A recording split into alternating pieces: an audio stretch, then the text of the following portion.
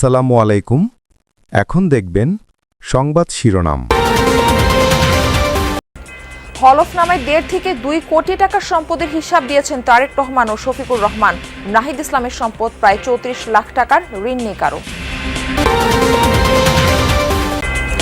মানিকগঞ্জের 3টি আসনে নির্বাচনী মাঠ সরগরম। বিএনপিতে 4 বিদ্রোহী প্রার্থীর মনোনয়ন জমা, আলোচনায় দলের অভ্যন্তরীণ কোন্দল। জনগণের আকাঙ্ক্ষার প্রতিফলন ঘটাতেই আমি মনোনয়নপত্র সাবমিট করেছি। মানিকগঞ্জের মানুষ ধানের বিকল্প কখনো চিন্তা করেনি। স্বতন্ত্র আসুক, যেই আসুক, এটা আমাদের কোনো সেরকম কোনো ক্ষতির কারণ কিছুই হচ্ছে না। নতুন নেতৃত্বের সামনে খালেদা জিয়ার মতো আস্থা ও ভালোবাসা অর্জনের চ্যালেঞ্জ, আপোষহীন ও সংগ্রামের পথ অনুসরণের পরামর্শ সাধারণ মানুষের। মায়ের বাপের যদি আদর্শ লেগে থাকে তাহলে উনি পারবে। নতুন নেতৃত্বের উপর ডিপেন্ড করবে। যদি তারেক রহমান ক্ষমতায় আসে, আশা করি তারেক রহমান নাও ফুললি চেঞ্জ। কনকনে ঠান্ডায় যুবথুবু গোটা দেশ, বাড়ছে শীতজনিত রোগের প্রকোপ। ঘন কুয়াশায় দেশের প্রধান 2 নৌ রুটে ফেরি চলাচল ব্যাহত। এলপি গ্যাসের বাজারে নৈরাজ্য, 1250 টাকার সিলিন্ডারের দাম রাখা হচ্ছে 1.5 গুণে বেশি। সিন্ডিকেটের কারসাজিতে কৃত্রিম সংকট, বলছে ক্যাব। গত সপ্তাহে যেটা নিয়েছি ওটা নিয়েছিলাম 1500, আজকে গ্যাসই পাই না। আমার বাড়িতে আমার আনা লাগতেছে এখন বেশি দাম দিয়ে। আমাদের মতন চাকরিজীবী পরিবারে 1000 টাকা বাড়তি খরচ দেওয়াটা খুবই মুশকিল। আইনানুগ কর্তৃপক্ষের এভাবে মুখ বুজে থাকা, এগুলো কি নির্দেশ করে যে আমরা সভ্য জগতে ফিরে এসেছি? ত্রয়োদশ জাতীয় সংসদ নির্বাচন সামনে রেখে হলফনামা জমা দিয়েছেন প্রার্থীরা। উঠে এসেছে সম্পদ ও আয়ের চিত্র। বিএনপির ভারপ্রাপ্ত চেয়ারম্যান তারেক রহমান, জামায়াত ইসলামীর আমির ডাক্তার শফিকুর রহমান, দুজনের সম্পদ 1.5 থেকে 2 কোটি টাকার মধ্যে। এনসিপির আহ্বায়ক নাহিদ ইসলামের সম্পদ দেখানো হয়েছে প্রায় 33,80,000 টাকা। তারেক রহমানের সম্পদ মূলত ব্যাংক ও আর্থিক খাতে, জমি ও স্থাবর সম্পদ বেশি ডাক্তার শফিকুর রহমানের। নাহিদ ইসলামের সম্পদ মূলত আয় এবং ব্যাংক ও আর্থিক খাতে।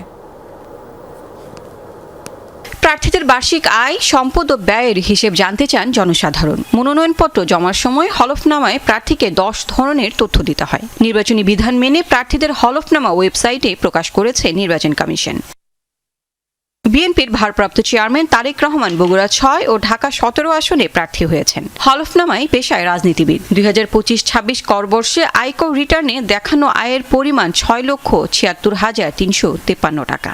1,97,00,000 টাকার সম্পদ রয়েছে তার। স্ত্রী ডাক্তার জুবাইদা রহমান বছরে আয় দেখিয়েছেন প্রায় 35,61,000 টাকা। কর দিয়েছেন প্রায় 5,58,000 টাকা।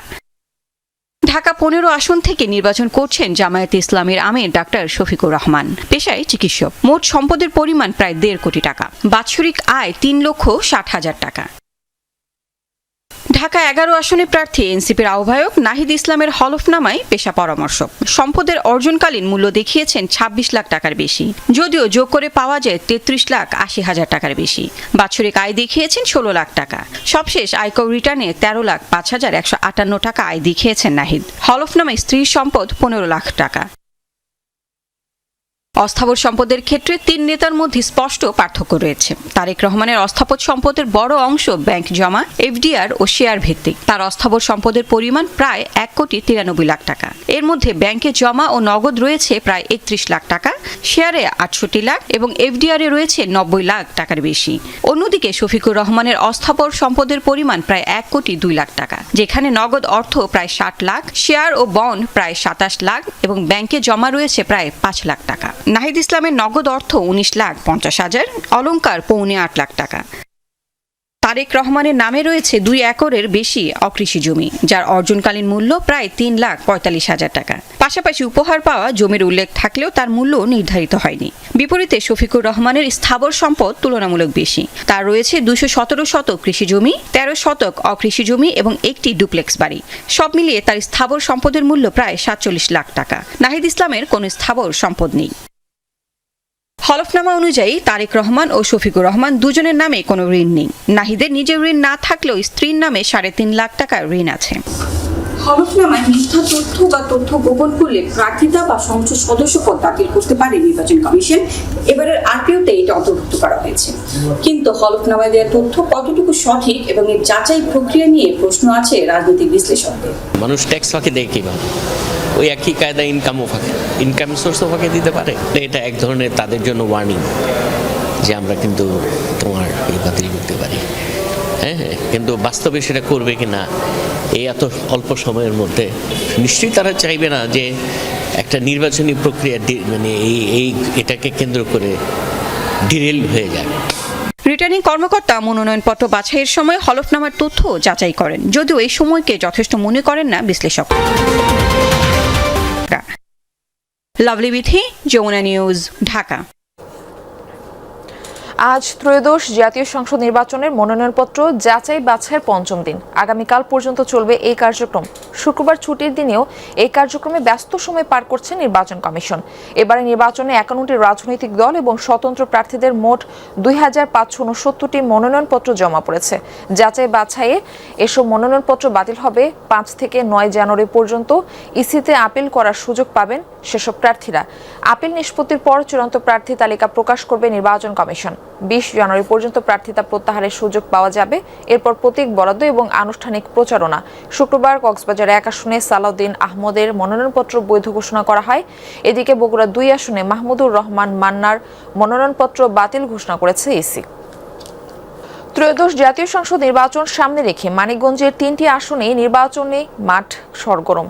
তবে প্রতিদ্বন্দ্বিতার পাশাপাশি আলোচনায় বিএনপির অভ্যন্তরীণ কোন্দল। দলীয় প্রার্থী থাকা সত্ত্বেও স্বতন্ত্র প্রার্থী হিসেবে মনোনয়ন জমা দিয়েছেন বিএনপির 4 নেতা, যা নতুনভাবে দলীয় ঐক্য নিয়ে তুলেছে প্রশ্ন। দরজায় কড়া নাড়ছে নির্বাচন, চলছে মনোনয়নপত্র যাচাই বাছাই। নেতৃত্বের লড়াইয়ে দলীয় মনোনয়ন বঞ্চিত অনেকেই প্রার্থী হয়েছেন স্বতন্ত্রভাবে। মানিকগঞ্জের 3টি আসনেই বিএনপির দলীয় প্রার্থী আছে, তবে স্বতন্ত্র হিসেবে নির্বাচন করতে চান দলেরই 4 নেতা। দলীয় সিদ্ধান্ত উপেক্ষা করে তারা মনোনয়ন জমা দেওয়ায় অস্বস্তি আর উদ্বেগে তৃণমূল। দলীয় সূত্র বলছে, দীর্ঘদিনের রাজনৈতিক প্রতিযোগিতা, ব্যক্তিগত প্রভাব আর নেতৃত্বের দ্বন্দ্ব থেকেই স্বতন্ত্র প্রার্থিতা। দলের সিদ্ধান্তের বাইরে গিয়ে নির্বাচন বা প্রভাকাণ্ড করে দল এবং দলের প্রার্থীর বিরুদ্ধে অপপ্রচার, মিথ্যা তথ্য দিয়ে তার জনপ্রিয়তা এবং আগামী নির্বাচনকে ক্ষতি করার চেষ্টা করছে। রাজনৈতিক নেতা বিপ্লবী তারেক রহমান তাদের বিষয়ে খুব দ্রুত সাংগঠনিক সিদ্ধান্ত নেবে। মানিকগঞ্জের মানুষ ধানের বিকল্প কখনো চিন্তা করেনি। স্বতন্ত্র আসুক, যেই আসুক, এটা আমাদের কোনো সেরকম কোনো ক্ষতির কারণ কিছুই হচ্ছে না। তবে স্বতন্ত্র প্রার্থীদের দাবি, স্থানীয় নেতাকর্মী আর ভোটারদের চাপেই নির্বাচনে অংশ নিচ্ছেন তারা। জনগণের মতামত, চাহিদা সাপেক্ষে